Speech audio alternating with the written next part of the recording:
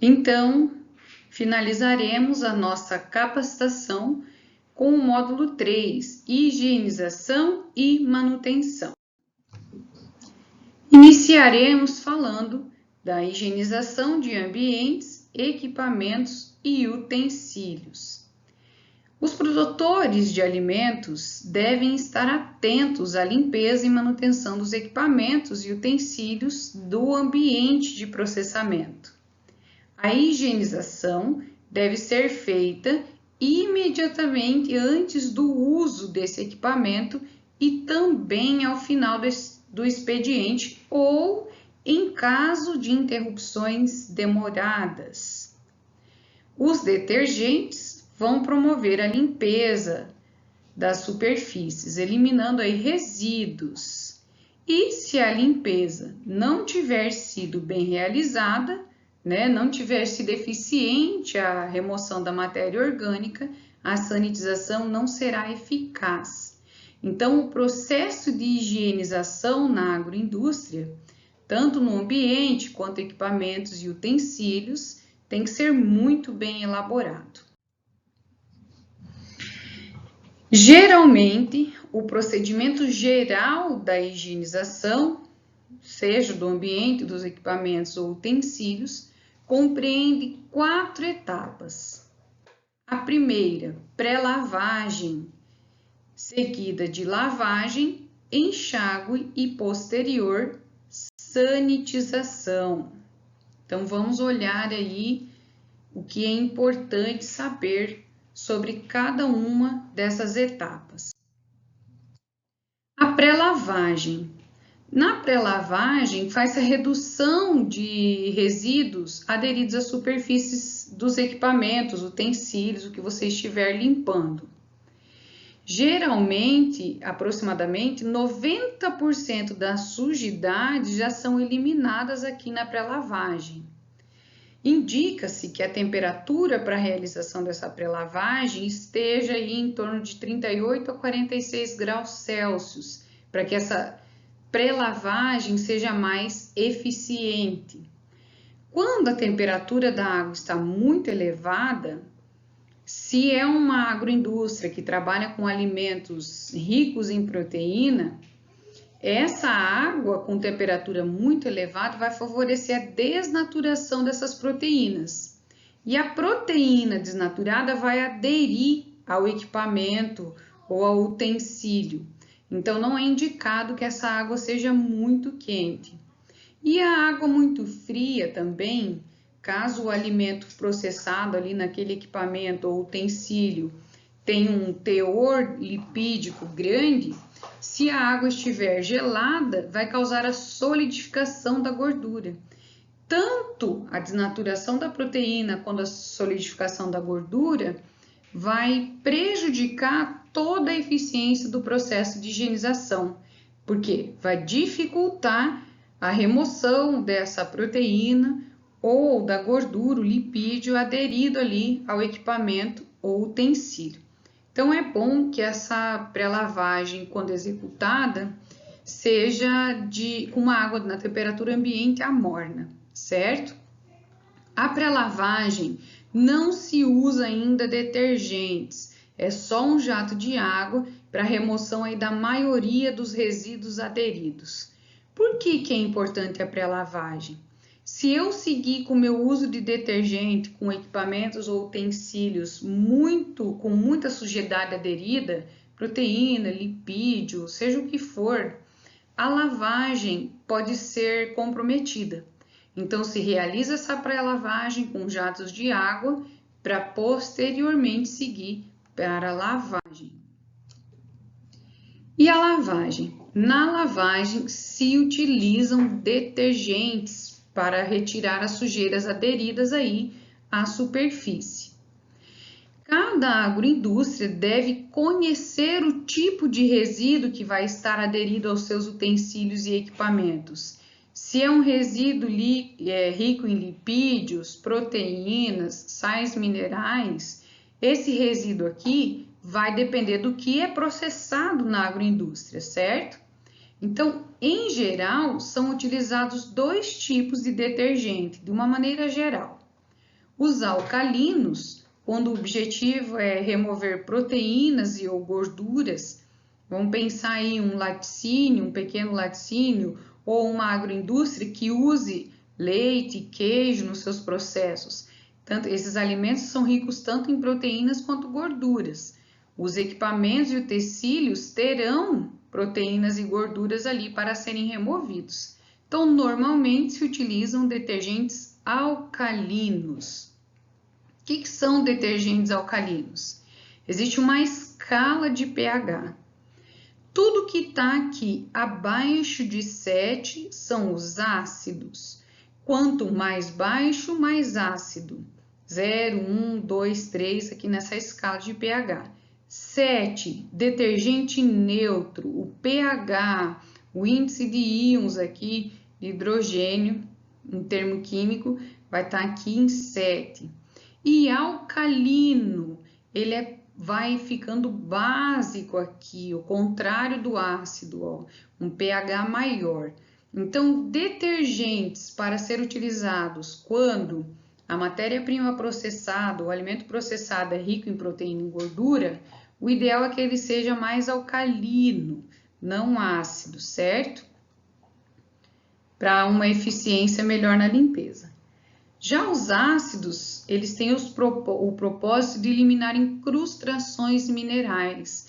Em alguns locais, a própria água tem uma quantidade mineral muito grande e causa incrustação aí nos equipamentos, utensílios.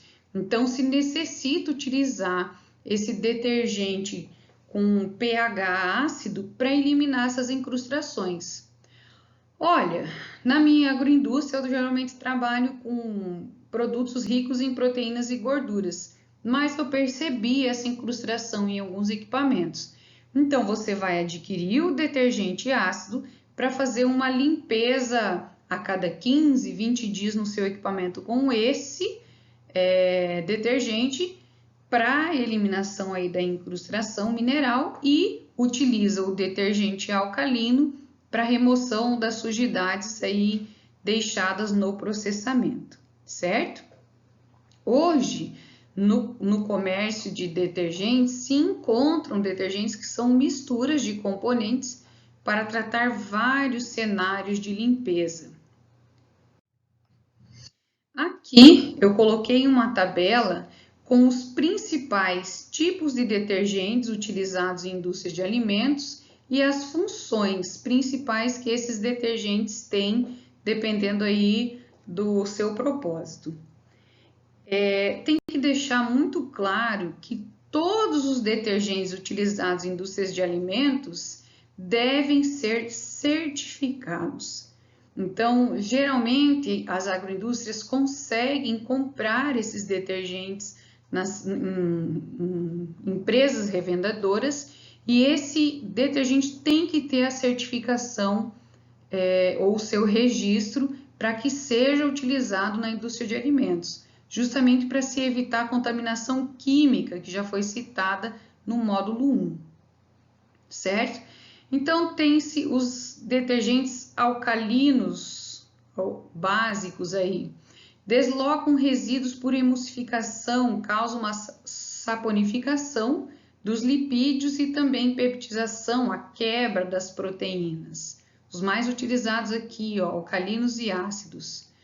Os ácidos fazem o controle de depósitos minerais. Se a água tiver muito mineral, ele já ajuda também no amolecimento da água, ajuda a ter uma limpeza maior, sem depositar tantos minerais aí nos meus equipamentos e utensílios. Tem detergentes com base em agentes tensoativos, esses agentes são surfactantes. O que é isso? Ele penetra, ele deixa o ambiente onde ele foi aplicado, o utensílio, o equipamento úmido, penetra e consegue dispersar a sujeira. Os detergentes com agentes tensoativos, eles evitam a redeposição de resíduos, então são indicados porque eles mantêm o equipamento limpo, o resíduo não consegue mais aderir tão facilmente ali àquele utensílio. Tem-se também detergentes com fosfatos complexos que eles deslocam os resíduos pela emulsificação do lipídio ou peptização, que é a quebra das proteínas. Eles dispersam esses resíduos, né, na água e evitam também a disposição. Esses fosfatos complexos, eles são utilizados tanto para agroindústrias ou indústrias que têm alimentos ricos em gorduras, ricos em proteínas e também em minerais. Então, esse é um daqueles detergentes que eu citei no slide anterior, que serve para diversos processos. Tem também detergentes de agentes quelantes. Que é isso? Existem alguns agentes nesses detergentes que vão se ligar aos depósitos minerais e diluí-los em água. Então, ele também é bem eficiente na remoção de resíduos de proteína e evita também a redeposição desses resíduos no seu utensílio ou equipamento. Após a lavagem, tem que ser feito o enxágue. Até agora a gente fez a pré-lavagem só com água, a lavagem com o sabão, então precisa ser retirado esse detergente aí do meu equipamento ou utensílio. O enxágue, como já citado no módulo anterior, tem que ser feito com água potável. E ele vai consistir na remoção dos resíduos que o detergente retirou e também nos resíduos desse detergente ali no equipamento ou utensílio. Pode-se utilizar, nesse caso, a água morna para se facilitar aí a retirada de resíduos de gorduras, dependendo aí do utensílio que está se fazendo o enxágue. E, em alguns casos, pode ser realizado após sanitização um novo enxágue para retirar o sanitizante, se for necessário. Normalmente se usam sanitizantes seguros, em concentração segura, que não são necessários esse enxágue aqui após a sanitização. E a última etapa do nosso processo de higienização aí de ambiente, equipamentos e utensílios, ambiente porque esse tipo de processamento, pré-limpeza, limpeza, enxágue e sanitização também pode ser utilizado no chão, em paredes, nas bancadas onde vai ser lavado esses alimentos, em todo o local ali da indústria ou agroindústria, tá bem? Eu trouxe em algumas tabelas os principais sanitizantes utilizados em indústrias de alimentos. E tem que colocar aqui que a sanitização só é eficiente se for utilizada no tempo correto e a concentração desse sanitizante correta. Um exemplo, não adianta nada o meu sanitizante estar super diluído e eu deixar o meu utensílio ou equipamento o tempo necessário em contato com esse sanitizante. Eu não vou conseguir diminuir a carga microbiana. Para diminuir a carga microbiana, tem que respeitar o tempo de sanitização e a concentração, ou vice-versa. O meu agente sanitizante está na concentração certa, mas eu só enxaguei o meu equipamento e utensílio com o sanitizante, eu não deixei em molho por um certo tempo que é necessário. Da mesma forma, essa sanitização não vai ser eficiente. Então, para a eficiência da sanitização, considerar tempo que vai ficar em ação aí do sanitizante e a concentração deste agente sanitizante. Então, aqui, os principais agentes sanitizantes utilizados na indústria de alimentos. Hipoclorito, ele tem um baixo custo, muito utilizado. A gente encontra o hipoclorito no comércio local, certo? Para a indústria, pode ser que eu necessite de um hipoclorito um pouco mais concentrado, mas também não é difícil de ser encontrado, certo? Ele tem um baixo custo, ampla mortalidade microbiana, mas tem um problema, ele corrói metais. Aço inox não, mas eu tenho um equipamento onde os parafusos são de ferro ou algum outro metal. pode causar corrosão, porque eu vou ter que usar ele numa concentração determinada para ter ação sanitizante. Então, tem que se observar isso aqui. Qual vai ser o mais adequado para aquele processo, para aquela agroindústria. O hipoclorito pode irritar a pele dos manipuladores e tem que se considerar que ele tem uma contaminação ambiental considerável. Por quê? Ele tem que ser utilizado geralmente em altas concentrações para ter aí o efeito de sanitização ideal. Tem-se o dióxido de cloro, é eficaz contra bactérias, fungos e vírus.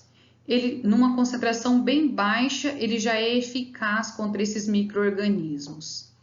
Esse dióxido de cloro, ele não forma compostos orgânicos com cloro, que é o contrário do hipoclorito. O hipoclorito forma esses compostos clorados, por isso que ele é um agente com uma contaminação ambiental considerável. Já o dióxido de cloro, ele muda a sua composição, não forma esses compostos orgânicos clorados e com isso ele tem pouca contaminação aí ao ambiente. Temos os sanitizantes iodóforos ou iodoforos, à base de iodo, né? São capazes de eliminar uma boa parte, a grande parte aí dos micro-organismos.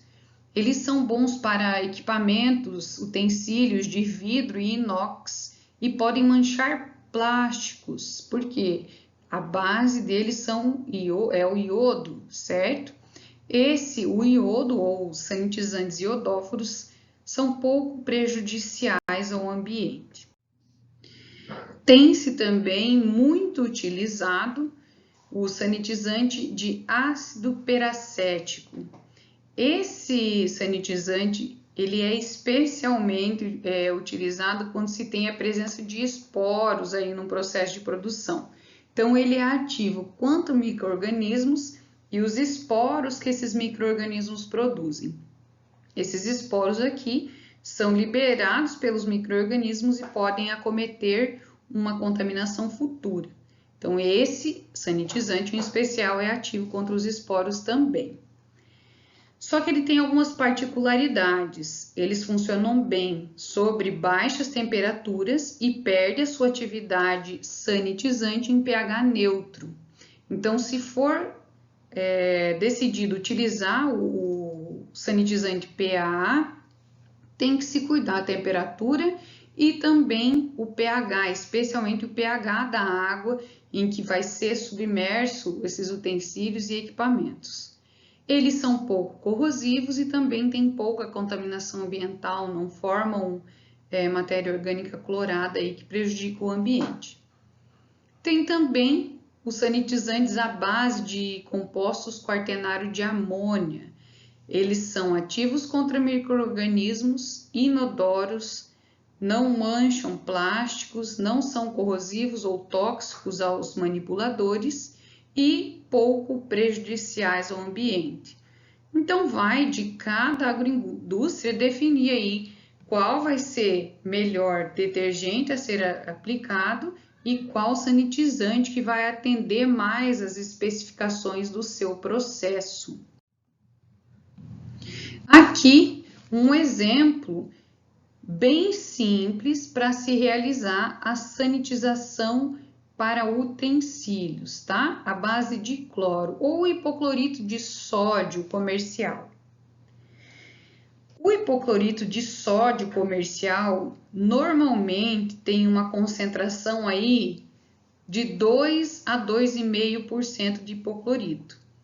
Se for realizar a sanitização de equipamentos e utensílios com o cloro comercial, tem que se cuidar, tá? Porque no comércio tem esse hipoclorito com uma concentração mais baixa. Com essa concentração mais baixa, eu posso sanitizar alimentos ou dobrar a quantidade deles. Se eu uso 2 colheres do hipoclorito de sódio, 2 a 2,5% em 1 litro de água, se eu comprei o hipoclorito de sódio mais diluído, eu vou utilizar 4 colheres. Então, tem que estar atento a isso aqui. Não esqueçam, concentração e tempo são primordiais na sanitização. Ou uma colher desse hipoclorito com 10% de cloro livre. Um sanitizante assim mais concentrado geralmente é encontrado em casas que revendem esses produtos, tanto os detergentes quanto os sanitizantes, justamente para a higienização aí de agroindústrias, manipuladores, qualquer ambiente que manipule ou processe alimentos, tá bem? Então, cuida-se a concentração, 2 colheres em 1 litro, de 2 a 2,5%, ou 1 colher em 1 litro, 10% de cloro. Adianta eu só aspergir esse sanitizante no meu utensílio ou equipamento? Não. Por quê? O meu equipamento ou utensílio tem que ficar em contato com esses sanitizantes por 15 minutos. Então, 15 minutos é o tempo necessário para se sanitizar um equipamento ou utensílio aí à base de cloro. Ah, mas eu vou utilizar um outro sanitizante. Geralmente, o tempo que deve ser utilizado para concentração vem descrito no rótulo do sanitizante adquirido, tá bem? Então, tem que se observar no rótulo as instruções de uso, tanto dos detergentes quanto dos sanitizantes. Muito importante é se pensar na resistência aos sanitizantes que as bactérias vão adquirindo aí com o decorrer do tempo. Por quê? Sempre que um produto químico é utilizado para causar aí essa mortalidade dessas bactérias ou dos micro-organismos em geral, existe a possibilidade de se promover a resistência, porque elas vão mudando o seu organismo, elas sofrem mutação, certo? Então, isso ocorre. Por que ocorre? Por que elas vão se tornando mais resistentes? Nem todos os micro-organismos são mortos durante aí o processo completo de higienização. Então, ao longo do tempo, eles vão se proliferar e aquela concentração já não é mais, não causa uma mortalidade aceitável desses micro-organismos. Então, o que pode ser feito? Ou aumentar a concentração do sanitizante ou trocar o sanitizante utilizado aí na agroindústria. Por isso que o POP e os BPFs são documentos que vão ter que estar em constante atualização. Então, constantemente tem que se atualizar qual o sanitizante utilizado, concentração, qual o detergente. São documentos que vão ter que ter constante atualização conforme a necessidade aí da agroindústria. Agora vamos falar sobre a higienização de alimentos. É muito importante ficar claro que não são todos os alimentos que devem ser higienizados. Como exemplo, ovos e carnes não devem ser higienizados.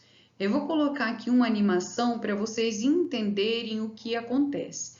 Então, verifiquem. Ela vai estar lavando aqui o frango. Lembram que eu coloquei nos módulos anteriores que o frango tem em sua composição micro-organismos considerados aí patogênicos que podem causar a contaminação ou doença transmitida por alimento. Só que ele vai ser cozido, então não vai ter essa contaminação mais no frango. Só que tudo onde foi contaminado com o contato dessas bactérias, um exemplo aqui ao lado, ó, tem um prato com salada. Essa salada não vai ser levada, esses vegetais, não vai ser levado a altas temperaturas por determinado tempo, né? Queijo aqui, o guardanapo. Então, observe o que vai acontecer. Ó, a esponja, ela está lavando o frango. Observe aqui nessa animação por que não pode ser feita a lavagem aí de carne, frango, ovos, dentre outros alimentos.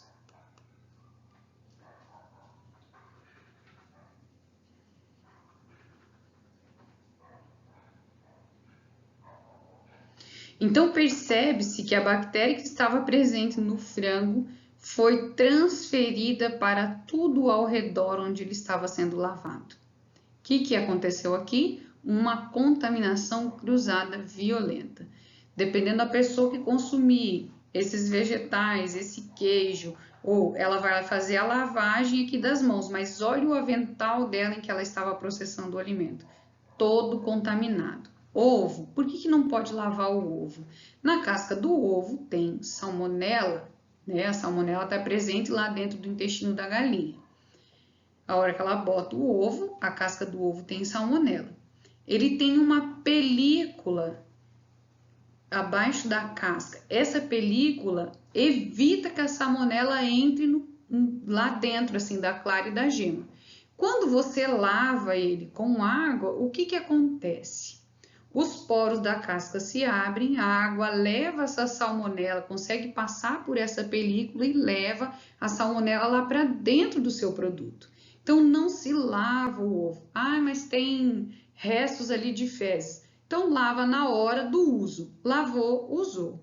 Agora, se lavou os ovos e armazenou, você acabou de contaminar o seu ovo lá dentro com salmonela, tá bem?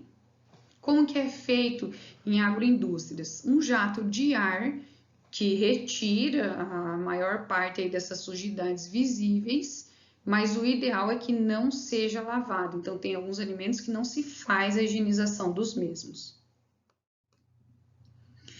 Vegetais necessitam de higienização de acordo com a característica da superfície deles, né? Se tem rachadura, fenda, textura, e conforme é realizado todo o processo de higienização nos equipamentos e utensílios, nos vegetais não é diferente. Então, faz-se a lavagem, que vai ser determinada de acordo com o vegetal. Por um exemplo, raízes e tubérculos, né? Mandioca, cenoura, pode ser utilizado escova, pode ser utilizado um detergente neutro. Já em folhagens, não, né? Os vegetais folhosos, faz só a lavagem ali com água potável. E posterior, a sanitização, tempo e concentração.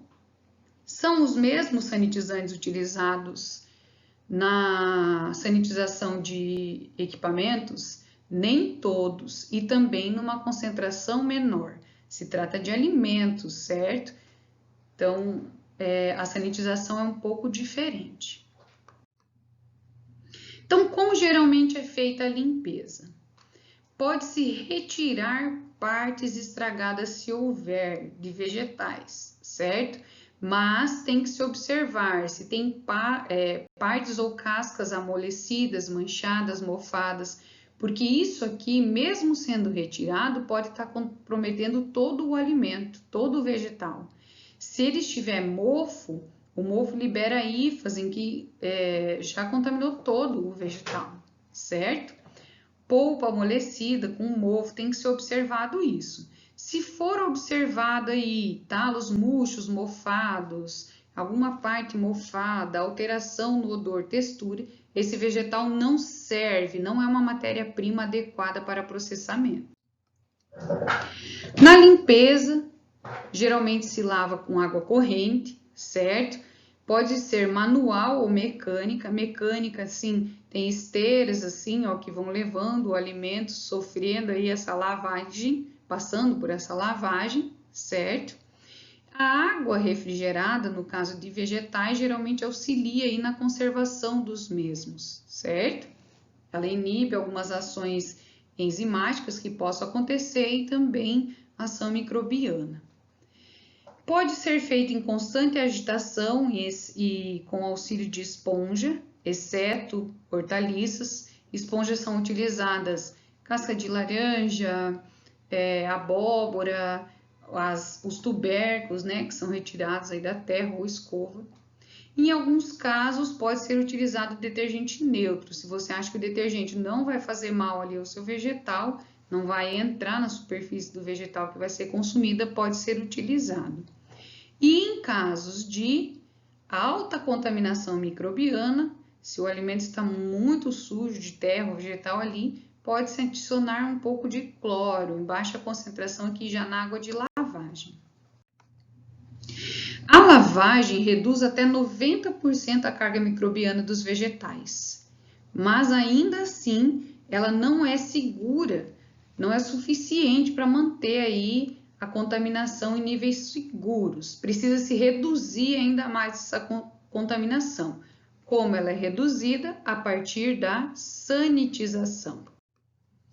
Então, como é feita aí a sanitização dos alimentos que podem ser sanitizados, certo?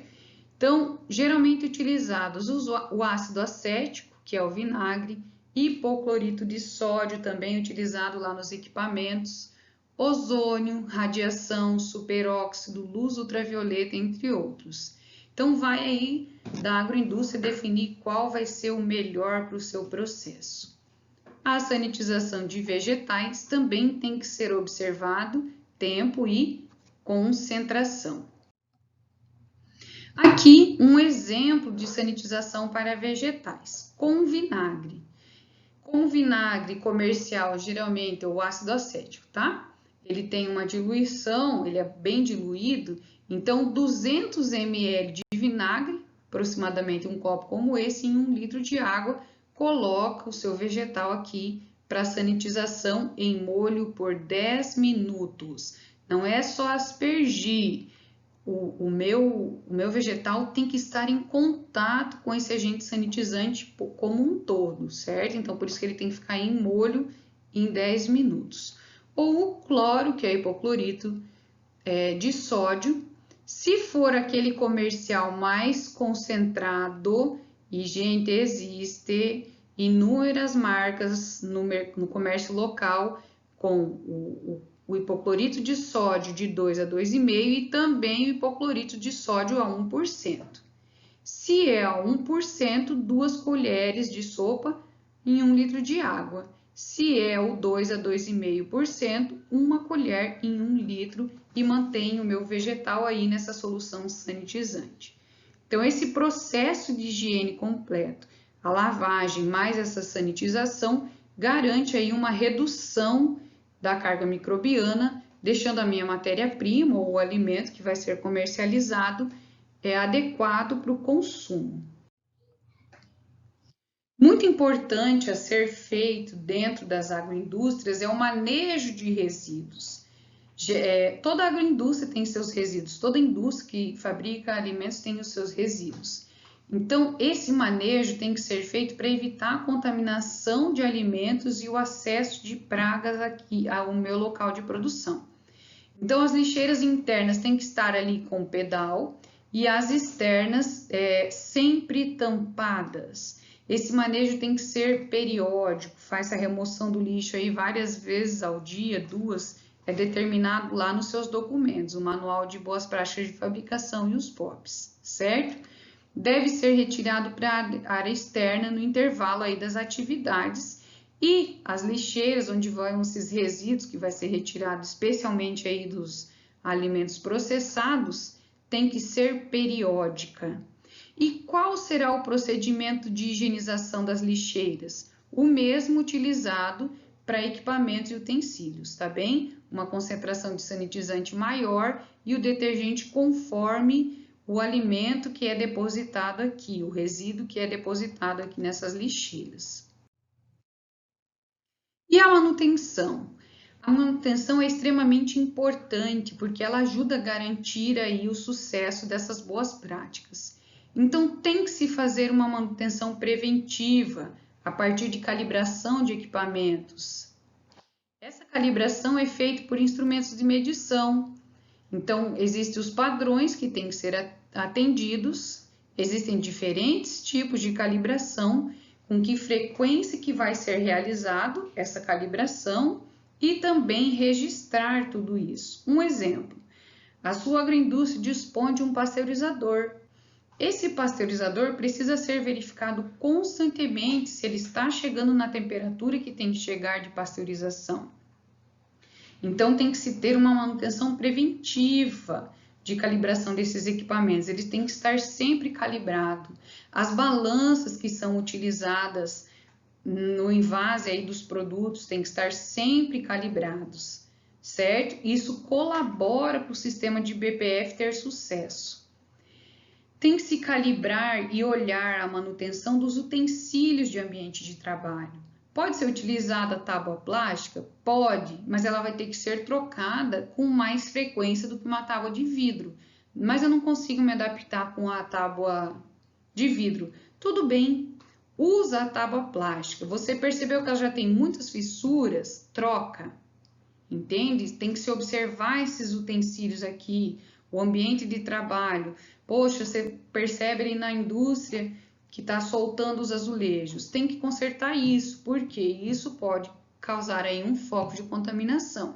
Então, nessa manutenção preventiva, tudo isso é feito olhando todo o local da indústria para se prevenir a contaminação ali.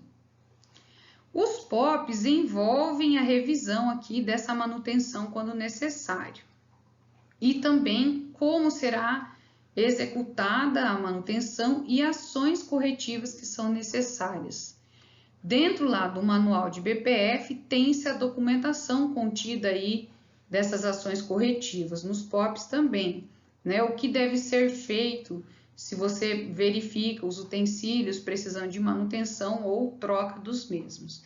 Tudo isso tem que ser devidamente documentado e registrado. Para se ter sucesso das boas práticas de fabricação, depende do comprometimento de todos os colaboradores.